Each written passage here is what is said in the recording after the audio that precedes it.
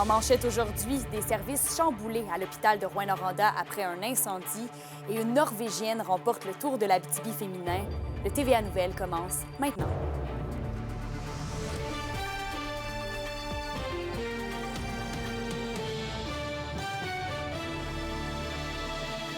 Bonjour tout le monde, bienvenue au TVA Nouvelles. Un incendie s'est déclaré tard hier soir au deuxième étage de l'hôpital à Rouyn-Noranda. Et Olivier, l'établissement a été complètement évacué et plusieurs services ont même été perturbés. Absolument, Kémilia. Dans un premier temps, les pompiers ont été appelés à intervenir vers 22h15 au centre hospitalier. Et l'évacuation a débuté un peu avant l'arrivée de la première équipe de pompiers. Il aura fallu 1h15 pour que l'ensemble du personnel et des 93 patients du bâtiment de 6 étages quittent les lieux. On me disait ce matin du côté du service incendie que l'évacuation s'est très bien déroulée et on compte d'ailleurs aucun blessé, surtout dans un contexte où on peut seulement évacuer les usagers par les escaliers. Et à l'heure actuelle, le service de sécurité incendie est déjà en mesure d'avancer que le feu serait d'origine accidentelle. On écoute le chef du service incendie, Stéphane Royer. Hier, à l'entour de 22h15, on a reçu un appel de la centrale de 911 qui mentionnait un incendie de bâtiment au niveau du deuxième étage au centre hospitalier. La première équipe arrivée sur les lieux, ils ont immédiatement commencé à procéder à l'évacuation de l'étage en cause. Ils ont constaté aussi la présence de feu, de fumée au niveau dans le corridor, au niveau d'un chariot qui sert à transporter du matériel médical. Et Olivier, la majorité des services sont encore suspendus, mais le CISAT a déjà débuté la réintégration de certains usagers. Effectivement, le département de la santé mentale ainsi que le service de l'urgence ont pu réintégrer l'établissement. À l'heure actuelle, les usagers toujours évacués sont logés dans le gymnase du CLLC ou encore à la maison des aînés. Malgré tout, le CISAT mentionne que de se présenter à l'urgence qu'en dernier recours et d'utiliser les autres options avant de se tourner vers cette alternative en raison de la situation. On écoute l'adjointe de la PDG aux communications. Le guichet d'accès première ligne, son pharmacien, le GMF. À ce sujet-là, il y a des plages qui ont été ajoutées dans les GMF pour répondre aux gens qui ont des besoins, mais qui sont pas aux besoins avec un suivi immédiat qui est requis. On peut également contacter le 811 pour joindre Info Social, Info Santé. Donc, ça demande les bonnes pratiques. En terminant, Kémilia, le CISAT fera d'autres intégrations progressives. On m'a mentionné qu'une mise à jour de la situation sera faite d'ici le début de l'après-midi. Je reviens avec plus de détails ce soir au TVA à 18h. Oui, important aussi de consulter le site web, la page Facebook du CIS régional pour obtenir les informations les plus à jour. On suit la situation de près aujourd'hui. Merci, Olivier. Je vous en prie. Et toujours à Rouyn-Noranda, plusieurs projets de logement ont été analysés hier au conseil municipal, notamment un projet de 4 bâtiments pouvant abriter chacun 32 logements sur la rue Sainte-Bernadette, mais aussi l'ajout de logements à des résidences déjà existantes ailleurs sur le territoire. La Ville dit être consciente des défis que pose ce genre de développement, notamment au niveau de la construction. Impossible de savoir présentement si certains des logements à venir pourront servir à des programmes abordables ou encore sociaux. Des entrepreneurs qui ont développé une expertise ou qui sont prêts à s'attaquer à des beaux défis. Donc, pour la Ville, c'est parfait. Ça fait partie d'une demande du gouvernement de densification de notre milieu urbain, le tout en respect de l'environnement et des forêts et de l'accessibilité à nos citoyens. Mais pour nous, dans le milieu urbain de Rouyn-Noranda, d'être capable d'offrir, que des entrepreneurs sont capables d'offrir des terrains et de faire du développement, c'est merveilleux pour la Ville. La question du jour TVA, une présentation de Mobilier Bélan qui vous offre depuis plus de 50 ans un service de qualité et un grand choix de matelas mobilier électro au prix compétitif que vous recherchez. À la question du jour, on vous demande, y a-t-il suffisamment de logements disponibles dans la région? Pour voter et commenter, rendez-vous au tvaabitibi.ca.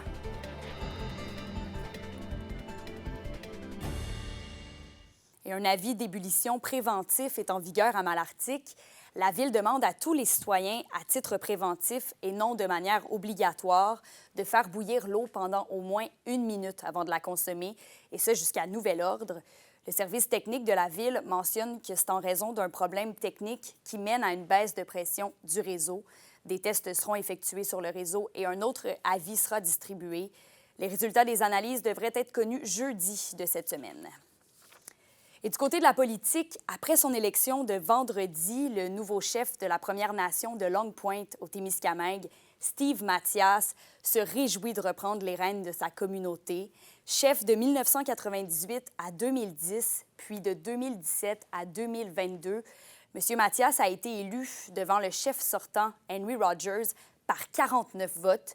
Pour son mandat de 3 ans, Steve Mathias a comme priorité d'augmenter l'autonomie gouvernementale de Long Point pour avoir un plus grand contrôle sur son territoire. L'implantation d'un service de police autochtone dans le secteur de Winoway sera aussi l'un des dossiers chauds. Voici le nouveau chef du Conseil de la Première Nation de Long Point. On a travaillé sur un corps de police régional avec les 2 autres communautés Anishinaabe, donc Kibawek et Témiscamingue First Nation. Il y a eu des investissements assez importants dans ces 2 autres communautés-là. Tu sais, c'est pas comparable. Tu sais, ils viennent de construire 2 nouveaux postes de police dans les 2 autres communautés. À Winoway, on était encore dans une petite roulotte. Et justement, les représentants des communautés autochtones de la région continuent de partager leur mécontentement face au projet de réforme forestier. Le chef de Lac-Simon, Lucien Wabanonik, est justement depuis hier du côté de la Suisse pour se faire entendre. William Maillet nous en dit davantage. Après un tour au siège des Nations unies à New York et un en commission parlementaire à Québec, Lucien Wabanonik, chef de la communauté de Lac-Simon, est du côté de Genève, en Suisse. Lui et une délégation des premiers peuples y sont afin de dénoncer notamment la réforme du régime forestier. Une réforme qui ne respecte pas la Déclaration des Nations unies sur les droits autochtones, d'après eux. C'est pas juste l'écoute, hein, ce qu'on demande, c'est le respect, la reconnaissance de nos droits. On est quand même des peuples millénaires dans le continent nord-américain. On doit dénoncer des choses qui nous heurtent, qui nous font mal, qui font mal à nos familles. En prenant la parole à Genève, M. Wabanonik veut notamment attirer les regards sur l'enjeu. Il compte d'ailleurs utiliser plusieurs moyens afin de garantir le respect des droits des peuples autochtones. Des interviews, des messages, puis ça va continuer, ça va prendre de l'ampleur. Ça, c'est...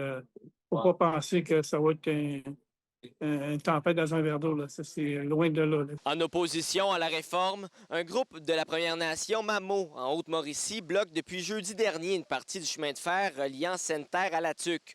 C'est le type de manifestation que Lucien Wabanonik s'attendait à voir survenir en raison du manque de dialogue avec le gouvernement. On approuve le message de dénoncer le projet de loi. Maintenant, les mesures, ça, on n'a pas de contrôle là-dessus. Comme j'avais déjà dit à la ministre, ça risque d'être un été chaud. Donc, ça s'avère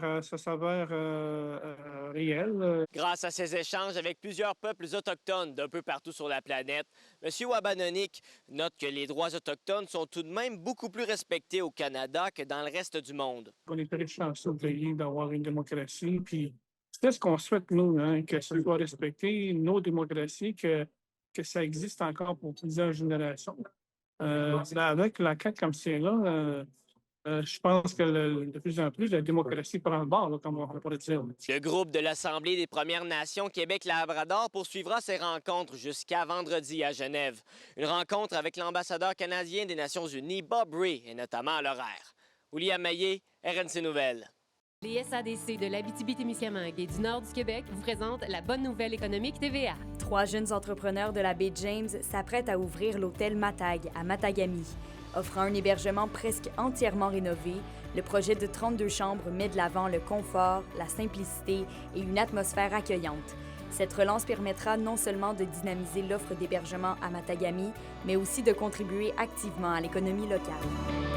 Les SADC, partenaires de l'économie de la région. Et le Festival de la relève indépendante musicale se poursuit ce soir avec l'enregistrement d'un balado sur le 20e anniversaire de l'événement. C'est le balado Appropriation culturelle qui animera la soirée et recevront des invités qui ont vécu les différentes éditions du festival au fil du temps, des prestations marquantes, des anecdotes, l'envers du décor aussi, des bons coups, des déceptions qui seront abordées. La musique québécoise et la scène musicale abitibienne seront aussi à l'honneur. L'enregistrement aura lieu devant public 19h sur la terrasse du club de golf de Cisco. L'événement est gratuit. Et c'était la dernière étape du Tour de l'Abitibi-Glencore féminin hier soir avec l'épreuve du sprint. C'est la Norvégienne Oda Aune Gissinger qui s'est emparée du maillot de meneuse. Elle qui avait aussi remporté le contre-la-montre. Sa coéquipière Marthe Dolvin repart avec les maillots de sprinters et de grimpeuses. Et quant à la Québécoise Élodie Malois, elle a réussi à décrocher le maillot bleu. Ce soir, le coup d'envoi à l'édition masculine sera donné sur le coup de 16h45 au campus du cégep de l'Abitibi-Témiscamingue à Rouyn-Noranda. Et ensuite, l'équipe U15 de basketball élite Abitibi a remporté la 5e édition du festival de Brébeuf la fin de semaine dernière à Québec. Les joueurs de la région ont disputé 5 matchs en 2 jours, eux qui avaient aussi soulevé la bannière du tournoi Nobel à Laval plus tôt cette année. Il leur reste maintenant un autre défi, le tournoi du Royal Classic qui va avoir lieu à la fin du mois à Montréal.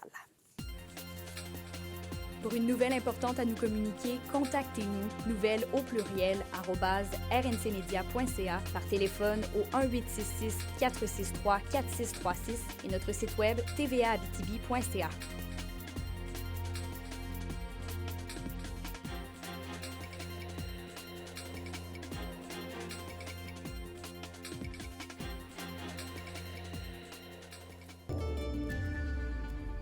Ce sera une journée sous les nuages aujourd'hui en Abitibi. Il y a un 30 % de probabilité de pluie cet après-midi, maximum 26 degrés Celsius. Et au Témiscamingue, il y aura des percées de soleil mêlées aux nuages, des averses à prévoir aussi tard cet après-midi, avec risque d'un orage, maximum 28, avec un humidex de 35 quand même. Et pour ce soir et cette nuit, plus au nord, c'est toujours des averses entre 10 et 20 mm attendus, minimum 19. Et plus au sud, c'est partiellement nuageux, un 40 % de probabilité d'averse, minimum 19. Et en terminant, c'est aujourd'hui qu'a lieu la cérémonie d'hommage nationale à la mémoire de Serge Fiori, figure emblématique de la musique québécoise, décédé le 24 juin à l'âge de 73 ans. Une émission spéciale sera d'ailleurs diffusée sur nos ondes dès 13h. Donc voilà, merci d'avoir été à l'écoute. On se retrouve tout à l'heure. Passez une belle journée.